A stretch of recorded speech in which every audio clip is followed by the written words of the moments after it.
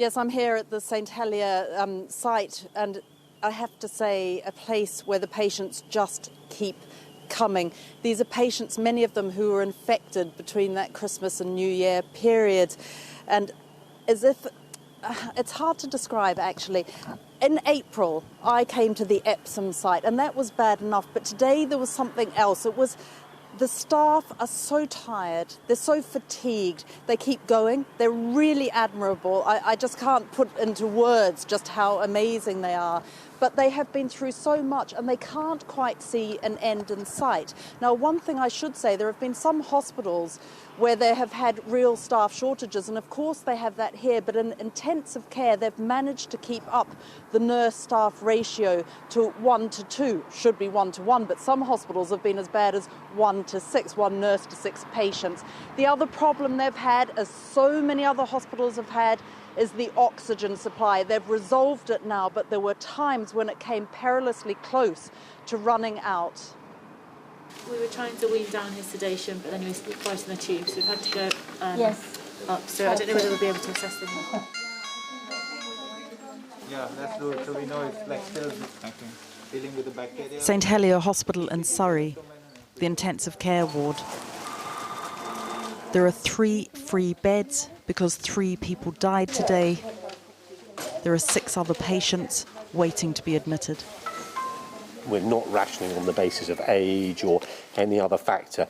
It's clinical profile, working out. We're generally admitting those patients we would have done in the past. We've just expanded our capacity. Is there anything in your training and your experience and your career that has prepared you? In terms of preparation, the sheer volume and the relentlessness, no.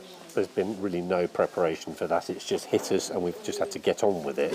And that was quite tough. If they had time to listen to the news, they would have heard the Prime Minister say today that we've reached a perilous moment. The Chief Medical Officer warned that the next few weeks will be the worst of the pandemic. They're saying we're going to see worse cases before it gets better, and we are already struggling with what we're seeing now. So only God knows how we're going to cope. Yeah, but we're really worried. Been in nursing for 20 years and in intensive care for 17 years. I've never seen this, honestly.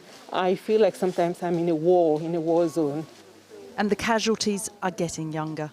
A quarter of hospital admissions are under 55s. The really distressing thing about being back here is that nobody really expected this to happen. Nobody could foresee that there was going to be this many patients who are so sick and so much younger. Everybody I've talked to here on this ward has been taken aback by it. Today there are 264 COVID patients in this hospital, occupying 43.5% of the beds here. Last time the staff seemed to cope because they thought it would come to an end. There was a novelty to this new virus, as distressing as it was. Now that end doesn't feel in sight. 9 miles away, the unutterable grimness of this pandemic is here. A reopened temporary mortuary for Surrey hospitals. Today they have 170 bodies. We are now operating 7 days a week, where we haven't done that for very, very many months, and that is concerning. But the percentage of people surviving this time around is higher, even if it doesn't feel like it. Treatments are better, diagnosis is quicker. We meet 53-year-old Joanna Heffernan leaving after 3 nights.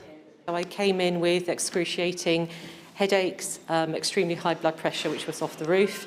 The care that I received in A&E was outstanding. They processed me very, very quickly, took me through CT scans, ECG. Despite the amount of people that are coming through the hospital and the levels of need of patients, I was really well looked after. For most patients, though, COVID-19 takes their breath away. The COVID dependency unit is even more intense than intensive care. On this ward, they're on CPAP, pressurized oxygen. You listen and you want to breathe for them. Oxygen, O2, never has so much been needed in such huge amounts. Across the country, hospitals have struggled getting it through their pipes and into patients' lungs. And for 2 weeks, this trust was on the edge, at times having to divert patients to neighbouring hospitals.